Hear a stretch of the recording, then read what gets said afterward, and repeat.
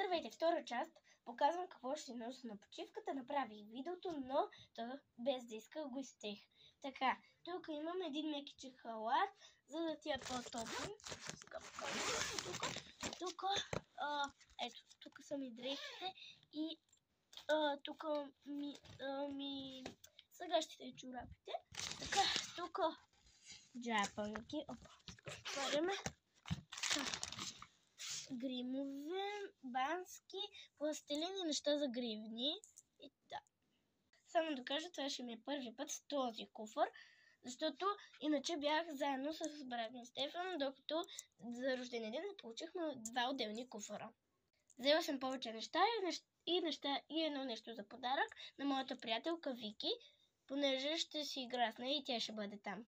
Резервни обувки, това е. Последвай за част 3 пътуване. Чао!